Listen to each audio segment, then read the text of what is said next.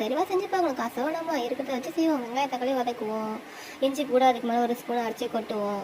நல்லா ஒரு வதக்கி பட்டாணி நல்லா குருமான பட்டாணி இருக்குல்ல, அதை பார்த்துக்கிறேன், அதனால் போடுவோம், அதையும் போடுவோம். அப்போ சம்சா நல்லா ஜூம் பண்ணி கேட்டுங்க, விவசாயம் பார்க்கட்டும், ஏன்னா அவங்களும் செஞ்சு பார்க்கணும் இல்லையா. பிச்சு போட்டு சம்சா பிச்சு போடு, நல்லா போட்டு இது தேவையான வாசனைக்கு ஏற்ற காரத்தூள் வேணும், காரம் வேணும்ல, அந்த காரத்தூள் வாசனைக்கு கரம் மசாலா எல்லாத்தையும் போட்டு வதக்கி கொஞ்சமாக தண்ணி ஊற்றி தேவையான மசாலா அரைச்சி வச்சுப்போம். வெங்காயம் சீரகம் பெருசீரகம் பொட்டுக்கடலை, அதனால் மல்லாட்டை பருப்பு போட்டு நல்லா ஒரு மிக்சியில் ஒரு ஓட்டி குழம்புக்கு ஊற்றிடுவோம். ஊற்றி ஒரு 10 நிமிஷம் நல்லா கொதிக்க வைப்போம்.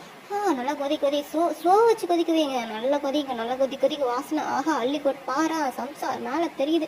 சரி சப்பாத்திக்கு போட்டு பார்க்கலாம்.